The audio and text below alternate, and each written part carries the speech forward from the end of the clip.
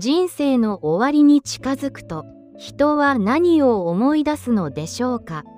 もっと笑えばよかったと、静かに後悔するのでしょうか。もっと愛を伝えればよかったと、涙を流すのでしょうか。68歳の元教師桐島誠一さんは、人生最後の答えを受け取りました。思わぬ場所でそれは訪れました。冷たい手術台の上です。眩しい照明が顔を照らします。消毒液の匂いが鼻をつきます。規則的な心拍音だけが響きます。心臓に致命的な異変が起きていました。麻酔が全身に広がり始めます。意識が朦朧とする中で、彼はじっと見つめていました。自分の胸を開こうとする医師の手です。手袋越しに伝わる確かな動き。あの日その医師の手が誰かの手に似ていると直感しました。一体誰の手だろう。この静かな手つきを知っている。記憶の深い底から一つのぬくもりがよみがえります。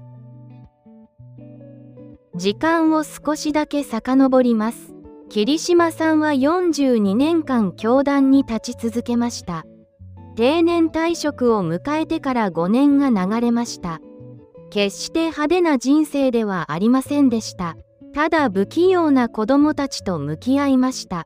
毎日ひたすらに続けた真面目な人生でした。退職後の日々は少し迷子のようでした。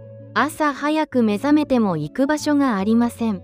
廊下ですれ違う生徒もいません。先生と呼ばれることもなくなりました。指先に染みついたチョークの匂いも消えました。妻の節子さんだけが変わらぬ笑顔でした。温かいお茶を入れてくれます。今日も外を歩いてきたら、散歩は体にいいって言うから、桐島さんは黙ってうなずきました。湯飲みを両手で包み込みます。妻の気遣いが胸に染みました。窓の外では秋の風が吹き抜けます。黄色いイチョウの葉が落ちていきます。乾いた音を立てて舞い落ちます。自分も落ち葉のように忘れられるのか。そんな静かな孤独が胸に広がっていました。ある日の午後、桐島さんの胸に痛みが走りました。息苦しさを感じて大学病院を訪れました。待合室はひどく混雑し、冷たい空気が流れていました。廊下の隅で順番を待つ若い男性がぶつかってきました。桐島さんはよろめき壁に肩を打ちつけました。ちょっと気をつけてよ。男性は謝らず舌打ちして通り過ぎました。昔の自分なら無礼な態度を叱ったはずです。でも今の自分は力の弱い老人でした。声を出せないまま拳を握りしめました。ようやく呼ばれた診察室で若い医師が言いました。パソコン画面を見たまま冷淡な声でした。ただの加齢による不調ですね。痛み止めを出しておきます。こちらの顔を一度も見ませんでした。機械的な態度に桐島さんは深く傷つきました。社会から見放され尊重されない悲しみがこみ上げました。その時でした。診察室の奥の扉が開きました。別の医師が静かに入ってきました。落ち着いた足取りで近づきました。桐島さんのカルテを覗き込みます。画面を見つめるその目が険しくなりました。その医師は若い担当医に言いました。静かにしかし鋭く言いました。これは加齢ではありません。エコー画像をよく見なさい。若い担当医が慌てて立ち上がりました。新しい医師は正面に座り直しました。そして初めて目をまっすぐに見ました。桐島さん、大動脈弁狭窄症です。すぐ手術が必要です。放置すれば命に関わります。それは残酷な宣告でした。ただの胸焼けだと思っていた痛みが、命を奪いかねない病でした。足元が崩れ落ちるような衝撃が走りました。しかし死への恐怖を告げられた瞬間、桐島さんの頭に走馬灯のような感覚がよぎりました。後悔や悲しみではありませんでした。目の前で病状を説明する医師の声、低くて落ち着いた声でした。マスク越しに見える静かな瞳、まっすぐな眼差しでした。その瞳を見つめていると心が揺さぶられました。どこかで会ったことがあると思いました。いや、この目を知らないはずがない。確かな記憶の糸が静かに引き寄せられました。診察室の消毒液の匂いが遠のきました。代わりによみがえったのはチョークの匂いでした。夕日が差し込む古い木造の廊下でした。命の終わりを告げられた絶望の瞬間に、なぜ彼の脳裏には教室の風景が浮かんだのでしょうか。26年前の教室の記憶でした。病室のベッドに横たわりながら、桐島さんは静かに目を閉じました。時計の針を少しだけ巻き戻します。定年退職してからの5年間、桐島さんはずっと迷子でした。朝早く目を覚ましても行く場所がありません。急いで着替える必要もありません。ノリの効いたワイシャツも眠ったままです。先生、おはようございます。元気な声が響く廊下もありません。社会の歯車から外れてしまいました。そんな虚無感がつきまといました。朝の冷たい空気を吸い込んでも、胸の奥はぽっかりと空っぽでした。新聞の活字を目で追ってみても、どんなニュースも頭に入りません。ただ無情に時間だけが自分の前を通り過ぎていきました。キッチンから包丁の音が聞こえます。トントントンと規則正しい音です。長年連れ添った妻の節子さんです。彼女は毎朝変わらずお茶を入れました。急須から継がれる緑の水面が光ります。朝の光を反射して静かに輝きました。湯飲みから白い湯気が立ち上がります。冷えた指先を優しくくるみ込みました。今日も外を歩いてきたら、散歩は体にいいって言うから、桐島さんは言葉を返しませんでした。ただ静かに深くうなずきました。妻のさりげない気遣いが染み渡ります。胸の奥にじんと広がりました。不器用で口下手な自分を支え続けた。42年間も黙って支えてくれた存在です。かけがえのない大切な人でした。しかし桐島さんの胸の奥底には、拭いきれない重たい雲がありました。教師として捧げた42年間、本当に意味があったのだろうか。立派に卒業した生徒も数えきれません。でも途中でつまずいた子もいました。全員を救えたわけではありません。私の冷たい一言が誰かを傷つけたか、もっと手を差し伸べられた子がいたのか。孤独で静かな老後の時間は、過去の記憶を容赦なく掘り起こします。自分は本当に良い教師だったのか、答えの出ない問いかけばかりでした。夜ごと胸を締め付けていきました。そして迎えた手術の前夜、病室はひどく静まり返っていました。窓の外には秋の冷たい月がありました。孤独にポツンと浮かんでいました。街灯に照らされたイチョウの葉が揺れます。黄色く染まり風に揺れていました。一枚また一枚と葉が落ちていきます。命と重なって見えました。明日この心臓を開くとき、もし二度と目覚めなかったら、恐怖と不安が波のように押し寄せました。シーツを握る手が震えていました。その時節子さんが隣に座りました。黙ってその手を強く握りました。大丈夫、あなたは大丈夫よ。言葉はとても短く静かでした。でも痛み止めよりも強いぬくもりでした。確かな優しさを持っていました。42年間共に歩んできた人の声は、命の重みそのものでした。妻の優しい手のぬくもりを感じながら、桐島さんはゆっくり深呼吸しました。なぜなのでしょうか。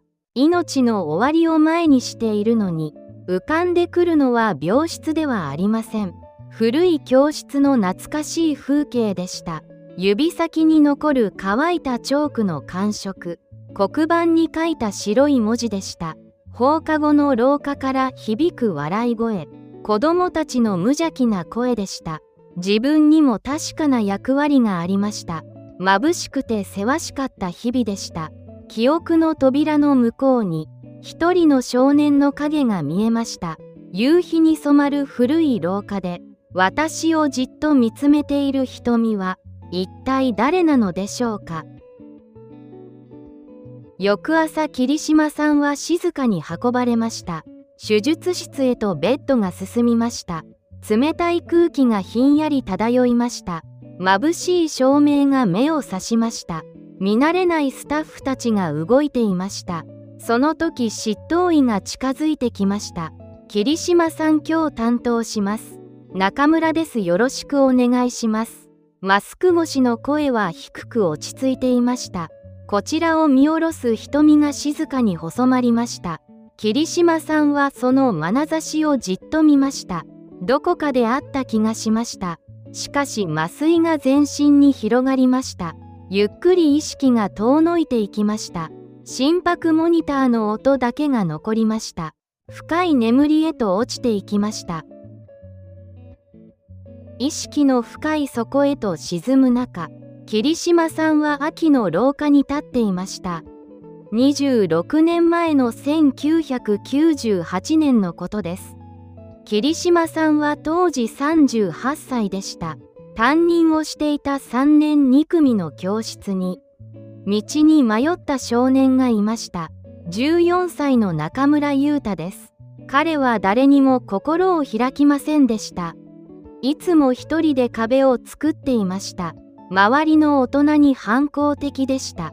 不器用に自分を守っていました。職員室では先生たちがため息をつきました。あの生徒はもう手遅れです。桐島先生も構うだけ無駄です。大人たちから見放された少年は、深い孤独の淵に立っていました。誰もが彼を遠ざけようとする中で、桐島さんには見えていたことがありました。放課後の静かな図書室の隅で、優太が隠れるように座っていました。誰にも見つからないようにして、分厚い本を真剣にめくっていました。それは難しい医学の専門書でした。斜めに構えて誰も寄せつけない彼が、人の命を救う仕事に憧れていました。自分には無理だと諦めながらも、その本から目を離せませんでした。彼の不器用で純粋な隠し事を、桐島さんだけが知っていました。その背中はあまりにも寂しそうでした。先生は静かに見守り続けていました。ある日の放課後のことです。夕日が差し込む古い廊下で、桐島さんは優太を呼び止めました。中村、ちょっと話がある。少しだけいいか。優太は肩を揺らして身をすくめました。どうせまた怒られると思いました。どうせまた否定されると思いました。諦めと反抗が入り混じった顔でした。怯えたような表情をしていました。しかし桐島さんは怒りませんでした。ただ静かに彼の前に立ちました。逃げようとする少年の目をまっすぐにしっかりと見つめました。静かな廊下に先生の声が響きました。お前医者になりたいんだろう。図書室で毎日見ているぞ。その瞬間、優太の目が大きく見開かれました。誰にも言ったことのない夢でした。自分には無理だと隠していました。心の奥にしまった小さな夢でした。先生はそれを見守ってくれていました。決して自分を見捨てていませんでした。息が止まるほどの驚きの中で、優太はただ立ち尽くしていました。この夕暮れの廊下での出来事が、少年の閉ざされた運命をどう変えていくのでしょうか。雄太はしばらく黙っていました。床を見つめたまま言いました。俺みたいなやつがなれるわけないじゃないですか。それは傷つくことを恐れる強がりでした。桐島さんは少年の目を捉えました。まっすぐに見つめて言いました。お前はまだ自分に何ができるか、それを知らないだけだ。それは長い説教ではありませんでした。暑苦しい励ましでもありませんでした。ただ静かで確かな一つの言葉でした。その言葉は14歳の雄太の胸に深く静かに刺さりました。長い暗闇から意識が戻りました。桐島さんは重いまぶたを開けました。そこには真っ白な天井がありました。心拍モニターの音が響いていました。静かな回復室に規則正しく響きました。手術は無事に成功していました。胸の奥の痛みは消えていました。代わりに生きている実感がありました。少しずつ体全体に広がっていきました。静かな安堵感の中で、桐島さんは深く息を吐きました。生きて帰ってくることができたのです。その時カーテンの向こうから誰かが静かに入ってきました。白衣姿の中村医師でした。ベッドの横に立ちました。穏やかな声で言いました。桐島さん術後の経過は良好です。本当によく頑張られましたね。桐島さんはその声を見つめました。落ち着いた声と静かな目でした。中村医師は少し間を置きました。ゆっくりとマスクを外しました。そしてかすかに微笑みながら言いました。先生覚えていますか？3年2組の中村雄太です。桐島さんの目がゆっくり見開かれました。あの夕暮れの廊下で肩をすくめていた少年。誰にも信じてもらえなかった問題児が立派な心臓外科医となっていました。今自分の心臓を救ってくれたのです。声を出そうとしても言葉になりません。ただ目の奥がじわりと熱くなりました。視界がゆっくりと滲んでいきました。あの日の不良少年が命の恩人として目の前に立っていました。中村医師はベッドの横に座りました。懐かしそうに静かに続けました。あの時先生が言ってくれた言葉、俺は今でもはっきり覚えています。お前はまだ自分に何ができるか、それを知らないだけだ。あの一言で俺の人生は変わりました。桐島さんは唇を固く結びました。そしてゆっくり深くうなずきました。42年間自分は役に立てたのか。後悔ばかり抱えていた日々に、今美しい形で答えが返ってきました。自分がまいた小さな種が立派な花を咲かせていました。この奇跡のような再会は、桐島さんのこれからの人生をどう変えていくのでしょうか。回復室の窓の外では秋の風が静かに吹いていました。黄色いイチョウの葉が揺れていました。病室に節子さんが入ってきました。ベッドの脇にそっと座りました。桐島さんの手を両手で包みました。顔色良くなったじゃないの。本当に良かった、本当に良かった。桐島さんは静かに微笑みました。そしてゆっくり口を開きました。あの子が私を助けてくれたんだ。中村雄太が私を救ってくれた。節子さんにはすぐには分かりませんでした。夫の瞳の奥には深い穏やかさがありました。長い間見たことのない光でした。彼女は静かに安堵の涙を拭いました。退院してしばらく経ったある日、桐島さんは書斎の机に向かいました。中村医師に宛てた手紙を書いていました。決して長い文章ではありませんでした。ただまっすぐな思いを綴りました。あの時お前の目が正直だった。